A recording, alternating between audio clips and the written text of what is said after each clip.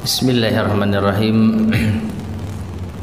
Assalamualaikum warahmatullahi wabarakatuh. Innal hamdalillah nahmaduhu wa nasta'inuhu wa nastaghfiruh wa na'udzu billahi min shururi anfusina wa min sayyiati a'malina. من يهده الله فلا مضل له ومن يضلل فلا هادي له وأشهد أن لا إله إلا الله وحده لا شريك له وأشهد أن محمدا عبده ورسوله اللهم صل وسلم وبارك على نبينا محمد وعلى آله وأصحابه ومن تبعهم بإحسان إلى يوم الدين أما بعد. Ma'asyiral muslimin, para jamaah rahimani wa rahimakumullah. Alhamdulillah, segala puji bagi Allah tabaraka wa taala yang dengan nikmatnya lah amal saleh menjadi sempurna. Kita bisa berkumpul kembali di majelis yang mulia ini untuk melanjutkan kajian kita membahas kitab Ahaditsul Akhlaq yang disusun oleh Fadilatul Syekh Abdul Razak Ibn Abdul Muhsin Al-Abbad Al-Badr Hafizahumallahu ta'ala. Kita masih berada pada bab yang ketiga atau pembahasan yang ketiga, masih terkait dengan birrul walidain, berbakti pada kedua orang tua. Kita sampai pada hadis Abu Hurairah yang kalau kita urutkan dari hadis-hadis maupun asar-asar yang dibawakan oleh al-muallif hafizahullah taala, kurang lebih ini hadis yang ke-14. Kalau kita hitung dari awal pertemuan bab tentang birrul walidain, ini hadis yang ke-14. Meskipun di kitab tidak ada penomorannya. Kita bacakan qala al-muallif hafizahullah wa an Abi Hurairah radhiyallahu anhu anin nabiy sallallahu alaihi wasallam qala. Dan dari Abu Hurairah radhiyallahu anhu dari Nabi sallallahu alaihi wasallam, beliau bersabda, la yajzi waladun walidahu, tidaklah seorang anak itu bisa membalas orang tuanya, maksudnya bisa membalas jasa dan kebaikan orang tuanya, illa, kecuali an yajidahu mamlukan, tatkala sang anak menjumpai orang tuanya dalam kondisi budak, bukan orang merdeka. Fayashtariyahu, lalu ia beli budak tersebut yang merupakan orang tuanya. Fayu'tiqahu, lalu ia merdekakan. Rawahu Abu Dawud, hadis ini diriwayatkan oleh Imam Abu Dawud rahimahullahu ta'ala dan disahihkan oleh Syekh Al-Albani rahimahullah. Taib, ma'asyar muslimin rahimani wa rahimakumullah, sebelum kita masuk ke dalam penjelasan dari al-muallif Syekh Abdul Razak hafizahullah, maka hadis ini cukup jelas menunjukkan besarnya jasa orang tua terhadap anak yang tidak akan mampu dibalas oleh anak kecuali dengan upaya yang sangat besar,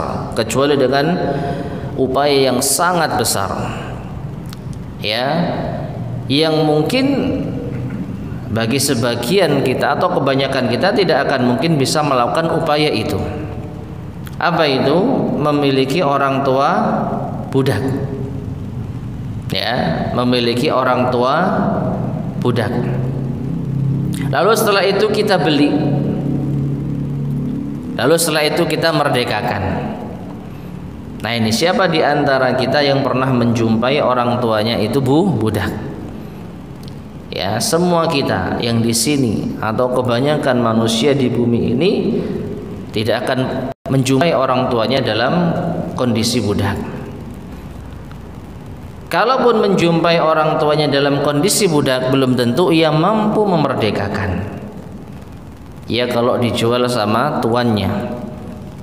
Karena budak itu ibaratnya harta yang bisa diperjualbelikan, yang bisa dihibahkan, tenaga dan apa yang dimiliki oleh budak itu milik tuannya. Apa yang didapatkan oleh budak itu otomatis milik tuannya. Budak hanya berhak mendapatkan makanan, tempat tinggal, pakaian, tidak lebih dari itu. Sehingga kalau sekiranya kita menjumpai orang tua kita itu budak, lalu tuannya tidak mau membebaskan, mau apa kita? Atau mematok harga yang sangat tinggi, tahu kalau kita itu anaknya, ya saya jual budak saya seharga sekian, yang tidak mampu untuk kita bayar. Nah ini yang kedua, ya. Jadi perkara yang sangat besar. Nah setelah itu, setelah kita beli, kita merdekakan. Ya ibaratnya kita kehilangan uang yang sangat besar untuk membebaskan apa? Orang tua kita. Nah, oleh karena itu ma'asyiral muslimin rahimani wa rahimakumullah, ini merupakan perumpamaan yang sungguh luar biasa yang menunjukkan jasa orang tua kepada anak itu tak terbalaskan. Baik, kita lanjutkan. Kemudian Syekh Abdul Razak Al-Mu'allif hafizahullah taala mengatakan fihi idhamu jazail walidain. Di dalamnya terdapat keagungan atau besarnya balasan untuk kedua orang tua. Wa annal walada, bahwasanya anak dan bahwasanya seorang anak mahma badzala minal ihsani wal ma'ruf, sebagaimanapun dia telah mencurahkan kebaikan, ya, wal ma'ruf, dan juga sama hal yang baik, wa maddiyadihi al khidmah atau wa maddiyadil khidmah wal ma'unati lahuma, dan seberapapun seorang anak itu telah menghamparkan tangannya untuk berkhidmat dan menolong kedua orang tuanya, fa innahu la yalhaqu jazaa'a walidayhi, maka sesungguhnya ia tidak bisa mencapai membalas kedua orang tuanya. Dia tidak akan bisa sampai untuk membalas kedua orang tuanya fi babil mukafaati lahumah, di dalam bab yaitu memberikan balasan yang setara bagi keduanya. Ya, sekedar untuk membalas jasa orang tua yang setara dari apa yang telah orang tua berikan kepada kita, maka seorang anak tidak akan mampu untuk mencapainya, illa kecuali fi mithli hadhil hal, dalam contoh keadaan seperti ini, allati dzakaraha an-nabiy sallallahu alaihi wasallam fil hadis, yang telah Nabi sallallahu alaihi wasallam sebutkan di dalam hadis. Nah ini, maka sekali lagi jujur saja, kita semua enggak akan mampu untuk membalas jasa kedua orang tua kita. Karena apa? Orang tua kita bukanlah budak. Orang tua kita orang yang merdeka, otomatis tidak perlu untuk kita bebaskan, ya. Jadi kita tidak menjumpai orang tua kita dalam keadaan yang terhina, otomatis apa bahasa kita ya, harganya lebih mahal lagi. Ya, kalau orang tua kita budak lalu kita beli, lalu kita bebaskan, maka ini bisa menyamai jasa yang telah mereka berikan kepada kita. Karena status orang tua kita budak. Ya, nah sekarang orang tua kita orang yang merdeka, tentu harganya lebih mahal lagi. Oleh karena itu kita tidak akan sanggup untuk apa? Melakukannya. Nah, kemudian Nabi SAW bersabda, la yajzi waladun walidahu, tidaklah seorang anak itu bisa membalas jasa kebaikan orang tuanya. Kata beliau al-muallif hafizahullah, la yumkinu, yaitu tidak mungkin, an yalhaqa mukafa'atahu ala ma'rufihi wa ihsanihi. Tidak mungkin seorang anak itu bisa membalas kebaikan yang setara dari kebaikan orang tua, dan sama ya, ma'ruf wa ihsan sama dari kebaikan orang tua yang diberikan kepada anak. Illa an yajidahu mamlukan, kecuali apabila sang anak menjumpai orang tuanya dalam keadaan budak. Ay yajidu waliqiqan, menjumpai orang tuanya itu raqiq, mamluk, raqiq sama budak. Fayashtariyahu fayu'tiqahu, lalu ia beli dan ia merdekakan.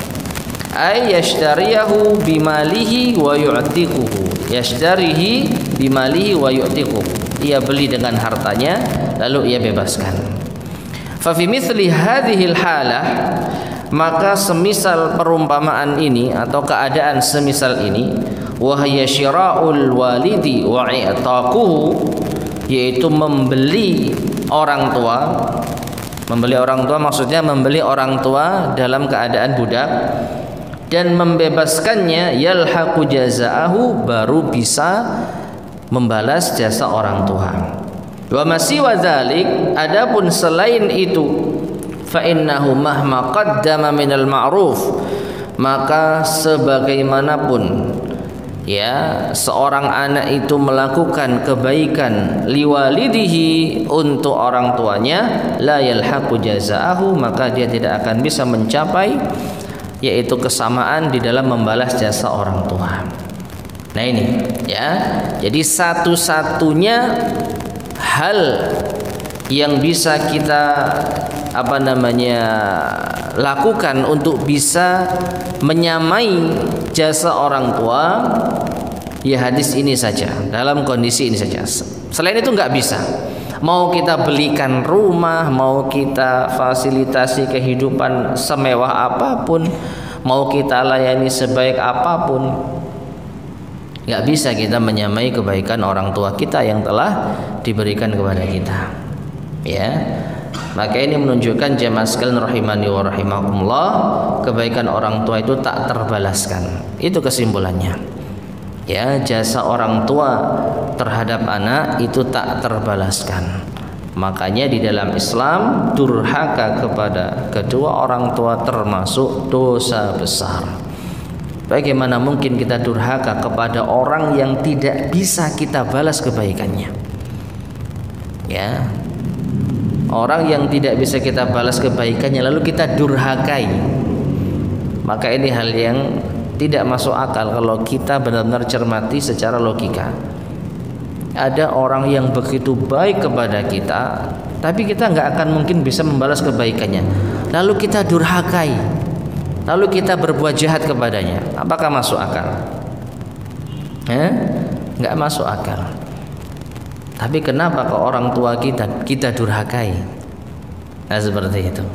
Ya, kalau ada orang baik memberikan sesuatu kepada kita yang mungkin bisa kita balas dengan cara yang mungkin butuh kesungguhan, tapi kita santun kepadanya, kita sungkan kepadanya. Ya, kamu kenapa sungkan kepada dirinya? Oh, dia sudah berjasa untuk kehidupanku. Ya, saya dulu disekolahkan misalnya, hanya sekedar menyekolahkan, nggak ikut ngelahirkan, nggak ikut ngeramut sejak kecil. Saya dulu cuma disekolahkan, tapi kita hormatnya luar biasa. Nggak pernah kita bantah ucapannya. Ya, nggak pernah kita melukai hatinya. Karena apa? Dia berjasa kepada kita. Padahal jasanya mungkin bisa kita balas. Kalau kita sudah selesai sekolah, kita dapat kerjaan, kita mau mengembalikan biaya sekolahnya bisa. Tapi karena kita sadar dia telah berjasa pada kita, maka kita tidak berani untuk melukai hatinya. Nah, kenapa ini tidak kita terapkan kepada orang tua kita sendiri? Jawabannya karena kita kurang menghargai jasa orang tua. Kayak melahirkan itu biasa, kayak merawat itu biasa. Ya itu kan udah kewajiban orang tua. Ya, seakan-akan kita berpikir karena itu ya sudah. Ya, orang tua kita perlakukan seenaknya. Padahal jasa orang tua itu tidak bisa dibayar, diganti. Beda dengan jasa orang-orang yang berbuat baik kepada kita dalam 1-2 permasalahan. Mungkin hanya sekedar nyekolahkan, mungkin suatu ketika pernah membantu kita di saat kita sedang terpuruk. Setelah itu kan nggak bantu lagi, tapi masih kita hormati, kita ingat, kita kenang jasanya. Nah, orang tua yang sedari awal kita lahir, sebelum kita lahir sudah susah payah, mengapa tidak kita hargai jasanya? Nah, inilah jemaah sekalian ya, di antara faktor yang menjadikan kita durhaka kepada orang tua, kita kurang menghargai, kurang menyadari ya jasa orang tua kepada kita. Wallahu a'lam bishawab. Baik, selanjutnya hadis berikutnya, atau lebih tepatnya asar ya. Asar dari sahabat Ibnu Umar radhiyallahu taala anhuma. Yang ini menjadi penguat hadis Nabi SAW sebelumnya. Berarti ini asar ke-15 ya, asar ke-15. Taib. Wa an Sa'id bin Abi Burdah qala, dan dari Sa'id bin Abi Burdah ia berkata, sami'tu abi yuhaddits, aku mendengar ayahku menceritakan, annahu syahida bana Umar, bahwasanya ia menyaksikan Ibnu Umar, wa rajulun yamaniyun yatufu bil bait, dan seorang yang berasal dari Yaman sedang tawaf di Ka'bah, di Baitullah. Hamala ummahu wara'a dhahrihi, orang Yaman ini sedang menggendong ibunya. Ya, orang Yaman ini sedang menggendong ibunya untuk tawaf. Bertemu dengan Ibnu Umar, lalu dia berkata, inni laha ba'iruhal mudhallal in udhirat rikabuha lam udhir, sesungguhnya aku ini bagaikan keledai jinak bagi ibuku. Ya, keledai yang sangat patuh, yang sangat hina bagi ibuku. Maka apabila sekiranya unta atau keledai itu, kendaraan itu mengejutkan pelanggannya atau penunggangnya, biasanya yang namanya keledai, kendaraan tunggangan itu suka mengejutkan penunggangnya. Lam uzir, adapun aku tidak. Jadi ini menunjukkan kalau orang Yaman ini benar-benar menjadi seakan-akan hewan tunggangan bagi ibunya. Yang namanya hewan tunggangan itu akan senantiasa patuh pada penunggangnya. Apalagi disebutkan di sini, dia tidak akan pernah mengejutkan penunggangnya. Artinya dia tidak akan pernah mengeluh pada ibunya. Ibunya mau kemana, diantar terus. Ya, ibunya ingin ini, ya diantar. Pokoknya seperti hewan tunggangan yang benar-benar jinak dan patuh pada penunggangnya. Nah, summa qala, kemudian orang Yaman ini berkata kepada Ibnu Umar, ya bana Umar, wahai Ibnu Umar, aturani jazaituha, bagaimana menurutmu, apakah aku sudah bisa membalas kebaikan ibuku dengan cara seperti ini? Apakah aku sudah bisa membalas kebaikan ibuku? Qal, maka kata Ibnu Umar, lah, tidak, belum, engkau belum bisa membalas kebaikan ibumu. Wala bizafratin wahidatin, jangankan membalas semua kebaikan ibumu, membalas ya kebaikan satu tarikan nafas ibumu ketika melahirkanmu saja tidak ada. Apa artinya jemaah sekalian? Satu tarikan nafas ibu kita ketika kontraksi, ketika melahirkan kita, itu kalau dihitung menurut Ibnu Umar, dengan kita menjadi hewan tunggangan ibu kita itu masih belum menyamai. Dan ini jelas ya, bizafratin wahidah, satu tarikan nafas. Sedangkan ibu kita kalau melahirkan itu berapa tarikan nafas, berapa kali kontraksi? Ya bolak-balik, berkali-kali. Itu baru saat melahirkan dengan tarikan nafasnya, belum saat mengandung, 9 bulan, belum saat menyusui, belum saat merawat, ya, dan seterusnya. Berarti masih banyak tanggungan yang belum bisa kita bayar untuk kebaikan ibu kita, meskipun kita sudah menjadi seakan-akan hewan tunggangannya. Ya. Nah ini. Nah kita belum jadi hewan tunggangan, masih nganterkan naik mobil, naik motor, ya. Baru nganterkan, minta diantarkan lagi, mengeluh. Ya inilah kita, ya. Padahal belum jadi hewan tunggangan. Nah pemuda ini sudah menjadi hewan tunggangan, gendong ibunya untuk tawaf 7 putaran, belum lagi sa'inya, belum lagi pulang ke rumahnya, belum lagi ibunya minta nganter kemana digendong. Ini saja belum bisa membalas satu tarikan nafas ibunya ketika melahirkan dirinya. Nah, ini menunjukkan apa? Sama seperti hadis tadi, menguatkan hadis tadi, tidak akan pernah kita membalas kebaikan ibu. Tidak akan pernah. Fahadar rajulul yamani, kata Syekh Abdul Razak di sini menjelaskan, maka pemuda atau orang Yaman ini qad hamala ummahu ala dhahri, dia telah menggendong ibunya di atas punggungnya. Pemuda Yaman berarti bukan warga sekitar, ya, bukan penduduk asli Mekah. Nah ini subhanallah, Yaman jauh jamaah, apalagi kalau naik kendaraan di zaman dahulu, ya. Fa akhadha yatufu biha bi baitillah, atau wa akhadha yatufu biha baitallah al-haram.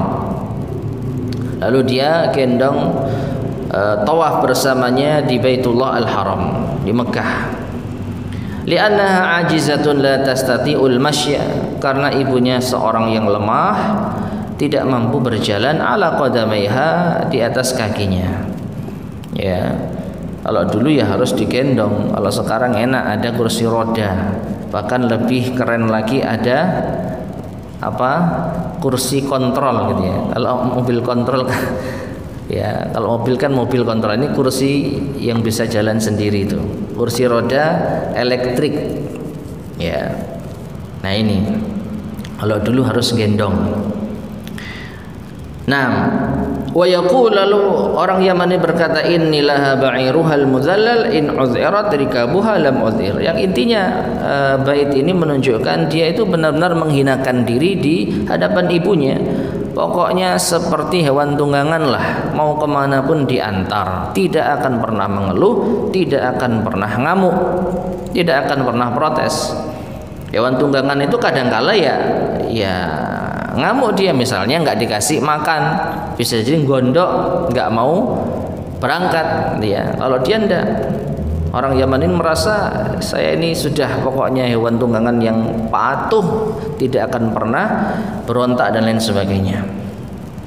Ai annahu ja'ala nafsahu li ummihi bimathabatil ba'ir, yaitu dia menjadikan posisi dirinya bagi ibunya itu seperti keledai, hewan tunggangan. Wa yunshidu hadhil baita alladhi yadullu ala aryahiyyati nafsihi.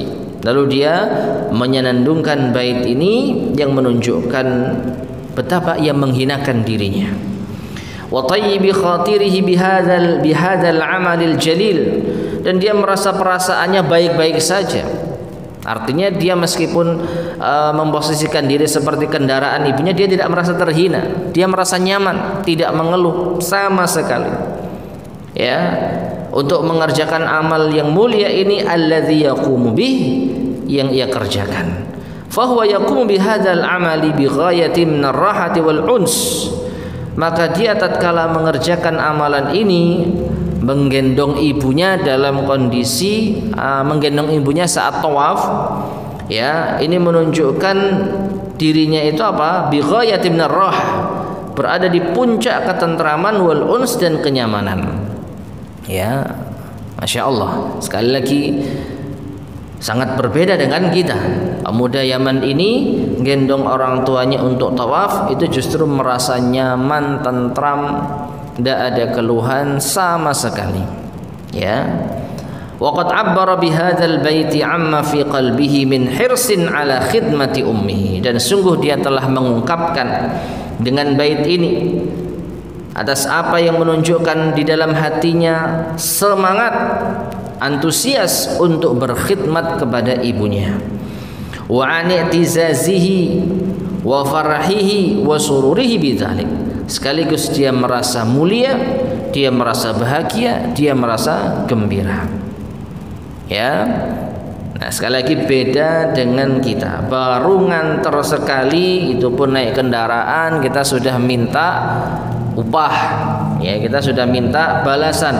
Nah, ibu kan sudah saya antar. Nah, sekarang saya maunya gini ya.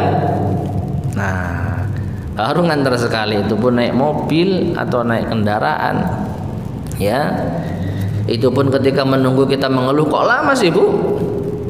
Nah, pemuda Yaman ini sama sekali nggak ngeluh, sama sekali tidak keberatan ya untuk menggendong ibunya tawaf.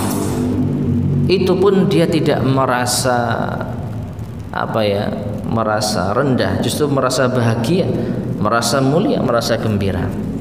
Ya, karena dia tahu ini adalah cara untuk berkhidmat kepada ibunya. Qal, sehingga ia mengatakan inilah ba'iruhal muzallal. Al-ba'irul muzallal ya, keledai ya, keledai yang muzallal huwa sahlul ladzi laisa fihi su'ubah wa la huzunah, yaitu keledai yang sangat mudah ya, kalau mau naik itu sangat mudah, enggak rewel bahasa kita, tidak ada kesulitan sama sekali dan tidak ada kesedihan. Orang yang menunggangi itu sangat nyaman, enggak kesulitan. Wal makna, adapun maknanya, ana liwalidati bimasabatil ba'iril ladzi zullila lirakibihi. Aku itu bagi ibuku seperti keledai yang direndahkan atau yang sangat patuh bagi penunggangnya. Wa asbaha sahlan layyinan, sehingga penunggang itu merasakan kenyamanan dan kemudahan dan kelembutan.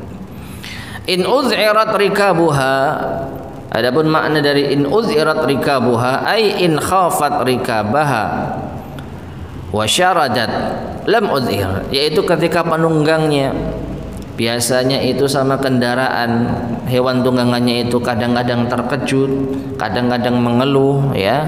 Adapun aku lam uz'ir, tidak akan pernah membuat terkejut. Maksudnya ibuku. Ay lam yahsul li syai'un min dzalik, tidak akan pernah terjadi hal itu pada diriku. Bal ana mutmainnun nafsi thayyibul khatiri murtahul fuadi li hadzal amr. Bahkan aku merasa sangat tenang jiwaku, ya, sangat baik perasaanku, sangat nyaman hatiku untuk melakukan hal ini. Ya, untuk apa? Menggendong ibunya tawaf. Wa huwa bidzalika yas'a sa'yan hasisan li raddi jamiliha sabiq wa ihsanihal mutawasil. Dengan itu dia berusaha dengan usaha yang segera, ya, bergegas untuk membalas kebaikan ibunya yang telah berlalu, yang terus menerus. Maka qauluhu, ketika mendengarkan syair tadi, Ibnu Umar mengatakan la, ya, artinya apa?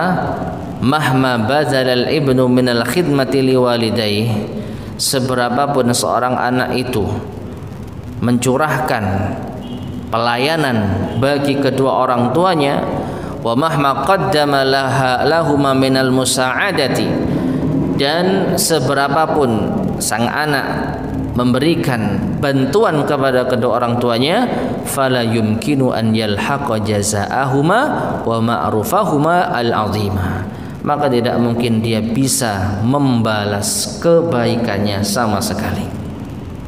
Ya. Jadi serupa dengan hadis Nabi SAW yang tadi kita telah sampaikan.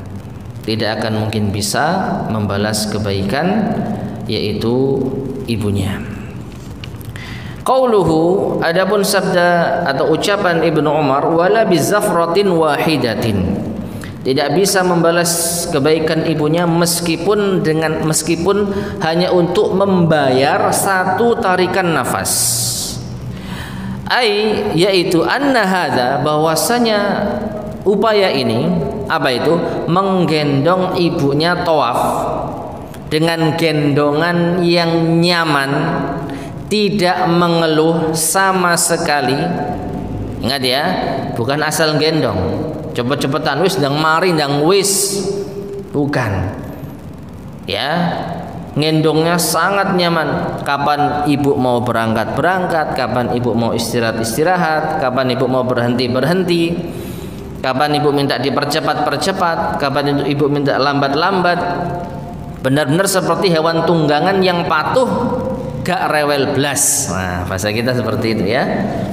Seperti itu pun kata Ibnu Umar tidak bisa membayar satu tarikan nafas ibunya ketika melahirkan dirinya. Ya. Nah ini. Min zafaratil walidati indama kanat tu'ani shiddatal wadi. Hadza la yu'adilu zafratan wahidan. Ini tidak bisa menyamai, yaitu satu tarikan nafas min zafaratil walidati, dari beberapa tarikan nafas ibunya.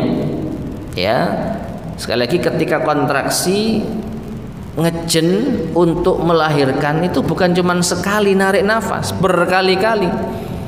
Ya, terlebih sudah bukaan sekian, enggak sekali. Ketika seorang ibu itu menderita, merasakan payahnya melahirkan, faqad tusrifu 'alal maut, bahkan terkadang ini dibayar dengan kematian. Ya, karena saking menderitanya sampai-sampai sang ibu wafat ketika melahirkan anaknya. Min mu'anati talqi wal wad'i wa shiddatihi. Yang ini merupakan penderitaan yang didapatkan oleh ibu, rasa nyeri ketika melahirkan dan rasa payah.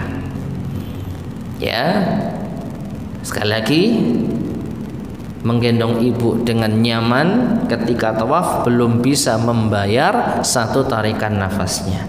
Padahal ketika melahirkan itu bukan hanya satu tarikan nafas. Ini baru ketika melahirkan, belum ketika mengandung 9 bulan, belum ketika nyusui, belum ketika merawat hingga anak itu dewasa dan seterusnya.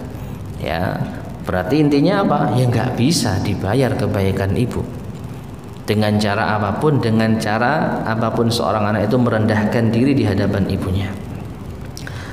Nah, kemudian Syekh Abdul Razak membawakan kisah yang lain, wa nadhiru hadhil qissah, dan semisal dengan kisah ini ma rawahu Ibnu Abi Dunya fi Makarimil Akhlaq, yaitu apa yang diriwayatkan oleh Ibnu Abi Dunya di dalam kitabnya Makarimul Akhlaq an Muawiyah ibni Salih, dari Muawiyah bin Salih qal, ia berkata, jaa rajulun ila Umar bin al-Khattab radhiyallahu anhu, ada seseorang yang datang kepada Umar bin Khattab radhiyallahu anhu. Kalau tadi Ibnu Umar, ya, kalau kisah tadi Ibnu Umar dengan pemuda Yaman yang gendong ibunya saat tawaf. Kalau ini kisahnya Umar, bapaknya Ibnu Umar. Ya, luar biasa, dua kisah yang sama, temanya sama. Faqal, maka pemuda atau orang laki-laki ini berkata kepada kepada Umar bin Khattab, ya Amirul Mukminin, wahai Amirul Mukminin. Berarti ini saat Umar bin Khattab menjadi khalifah. Ummi ajuzun kabiratun, ibuku itu seorang yang tua renta dan lemah. Ana matiyatuha, dan aku itu posisinya seperti hewan tunggangannya. Aj'aluha ala dhahri, aku jadikan beliau itu ada di punggungku, gendong maksudnya ya. Wa anhani 'alaiha biyadi, lalu aku tundukkan, ya, atau aku lenturkan tanganku agar ia merasa nyaman. Wa ali minha mithla ma kanat tali minni, lalu aku dekatkan diriku sebagaimana beliau mendekat kepadaku. Addaitu syukraha, apakah aku telah menunaikan rasa terima kasih kepadanya. Ya, apakah dengan cara ini aku sudah bisa berterima kasih kepadanya? Cukup enggak ini sebagai rasa terima kasihku atas jasanya? Maka kata Umar bin Khattab, la, tidak. Qala, maka orang ini berkata, lima ya Amirul Mukminin. Mengapa? Apa alasannya? Ya, kok ini masih belum bisa membayar jasanya sebagai rasa terima kasihku? Qal, perhatikan di sini. Ya, kata Umar bin Khattab, innaka taf'alu dzalik. Sesungguhnya engkau melakukan itu biha terhadap ibumu, wa anta tad'ullaha azza wa jalla an yumitaha. Sedangkan dalam batinmu engkau meminta kepada Allah agar Allah segera mewafatkannya. Ya. Di sini mungkin terkesan Umar ini buruk sangka. Ya. Tapi setidaknya ini nasihat. Dan ini bisa jadi dan sangat-sangat masuk akal. Anak yang sudah melayani orang tuanya, ya, yang tua renta, kira-kira kalau ditanya pengen cepat ibunya mati atau hidup dan kita melayaninya, jujur saja, belum lagi kalau punya harta banyak, ya, meskipun tidak membunuh dosa besar, dia akan terhalang dari warisan, ya, dan ini kedurhakaan yang besar. Tapi dalam batin mungkin dia berdoa kepada Allah, minimalnya dia berdoa, ya Allah, kalau wafat itu baik bagi ibuku, wafatkanlah dia. Ya, kita boleh Pak doa untuk diri kita, meminta yang terbaik, hidup atau mati. Kalau kita minta mati nggak boleh, tapi kita minta apa yang terbaik. Ya Allah, ya, idza kanatil hayyu atau idza kana al hayyu khairan li fa ahyini. Ya Allah, jika hidup itu baik bagiku, maka hidupkanlah aku. Mungkin saat itu kita sakit dan kita sudah merasa putus asa, lalu kita berharap, ya Allah, jika engkau sembuhkan aku itu yang terbaik, sembuhkanlah aku ya Allah. Wa in kanatil wafatu khairan li tawaffani. Namun jika ternyata kematian, wafat itu lebih baik bagiku, maka wafatkanlah diriku. Boleh kita minta itu kepada diri kita, untuk diri kita. Tapi kalau untuk ibu, wallahu a'lam bishawab. Tapi setidaknya kita yang melayani orang tua, yang tua renta, ya, dengan berbagai macam keluhan-keluhannya, dengan berbagai macam omelan-omelannya, paling enggak kan batin, ya Allah, kalau ibu ini, ya, hidup baik bagi diriku, baik bagi dirinya, ya biarkan dia hidup. Tapi kalau ibu ini wafat, lebih baik bagi beliau dan bagi saya, wafatkanlah beliau. Wallahu alam, ya, saya nggak tahu doa ini boleh atau tidak, karena ini bukan berkaitan dengan diri kita, ya.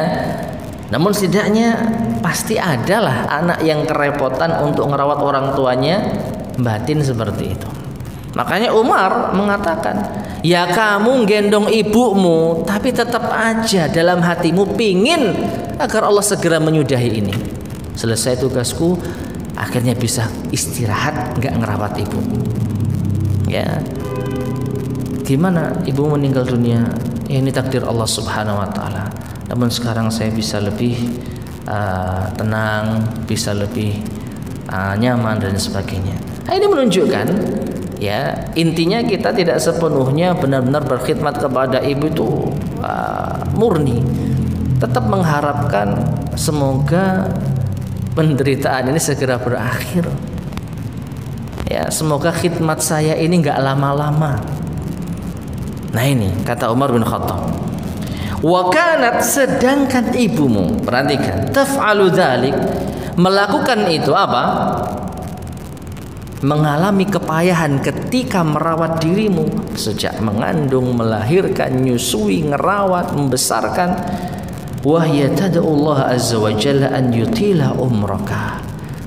Beliau itu berharap umurmu panjang.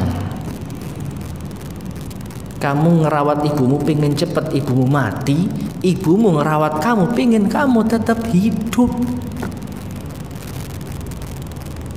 Beda nggak jemaah? Maka nggak bisa disamakan. Jangan pernah kita merasa sudah bisa membalas jasa ibu kita. Khidmat kita kepada ibu hanya ingin sekedar segera selesai, ya Allah, setelah ini biar saya bisa melanjutkan hidup saya dengan keluarga saya. Sedangkan ibu ketika merawat kita, susah payah membesarkan kita, ingin agar kita itu masih hidup. Gak ada, ya Allah, semoga anak saya cepat mati supaya saya gak ngerawat anak lagi. Ada ibu seperti itu? Gak ada, jemaah. Wallahi gak ada. Ibu menderita demi supaya kita bisa terus hidup.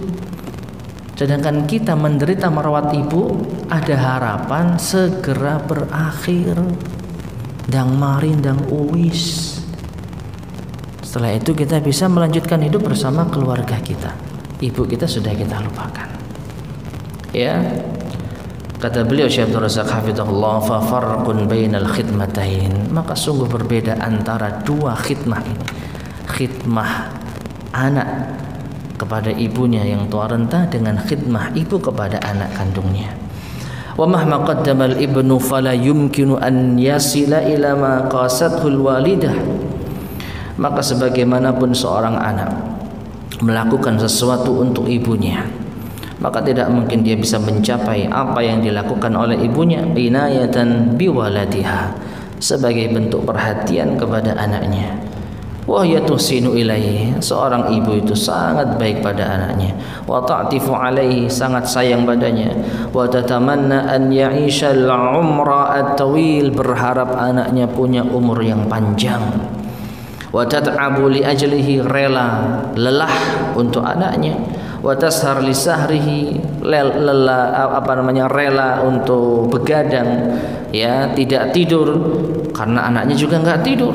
Wa tamridu li maradihi, rela sakit karena anaknya sakit.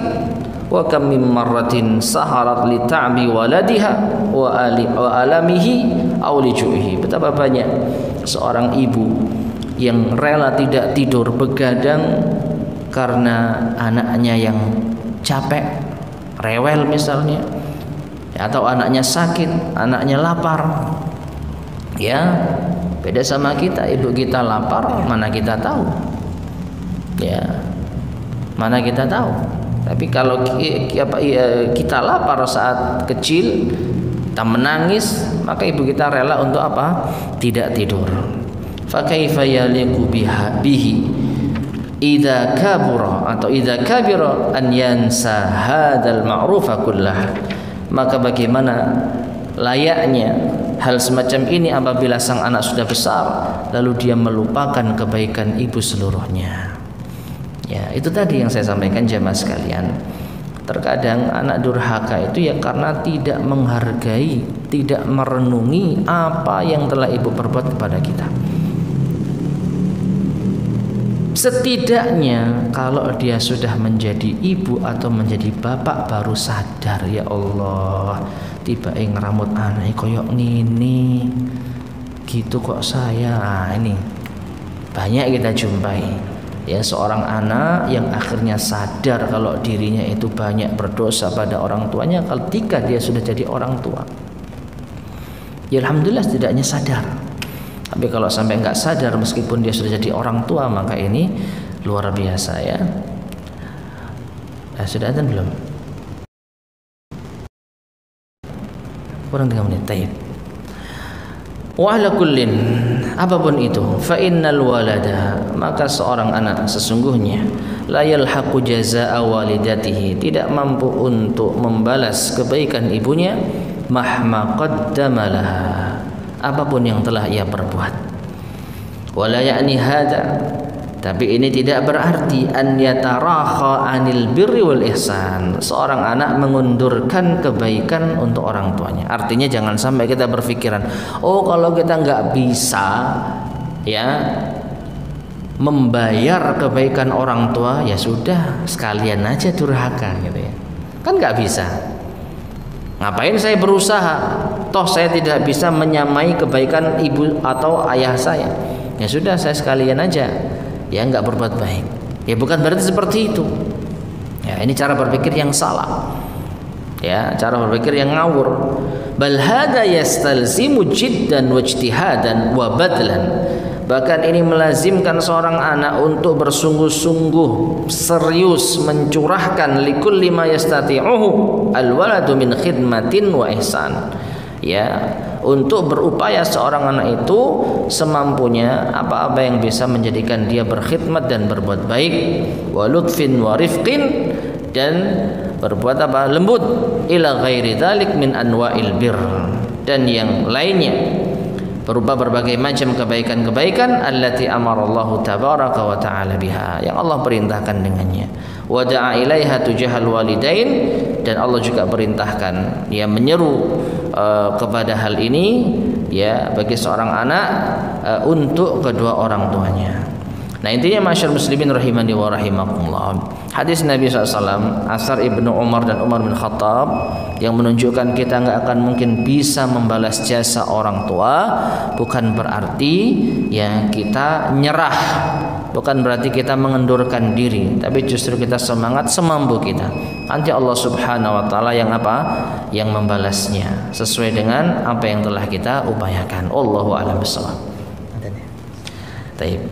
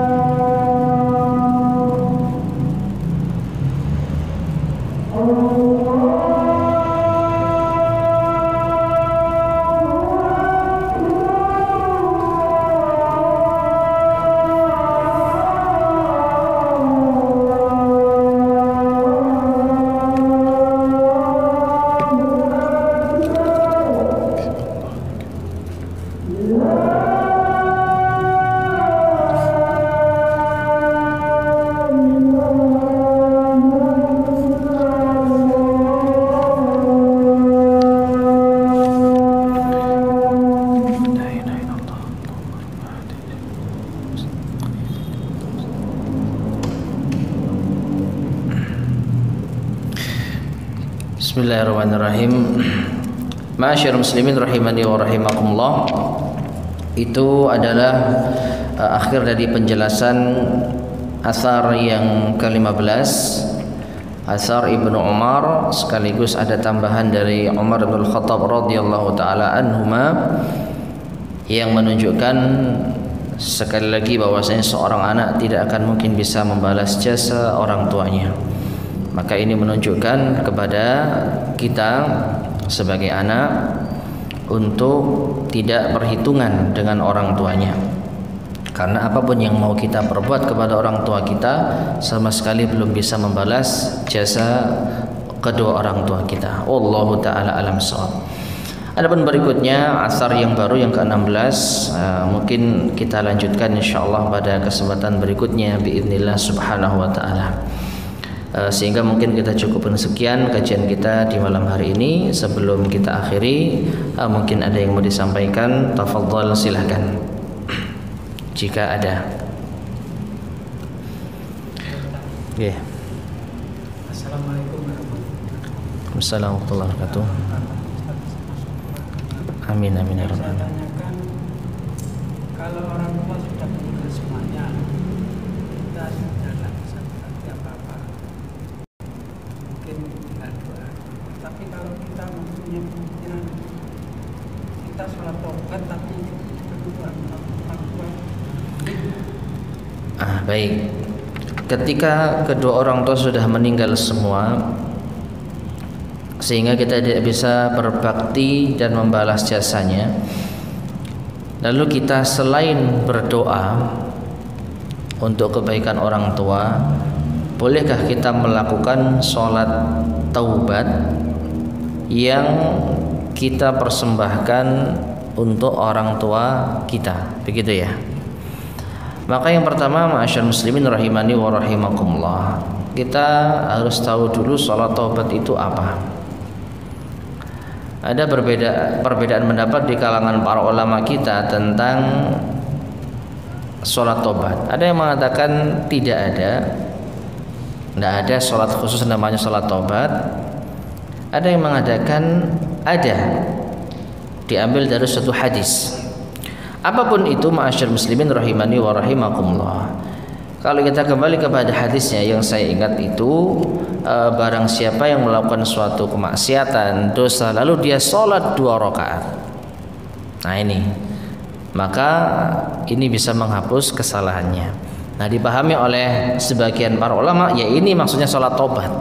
Tapi sebagian yang lain menganggap bukan, ya ini bukan sholat taubat, ini adalah sholat yang dikerjakan ya tatkala seseorang itu jatuh pada maksiat lalu menyesal.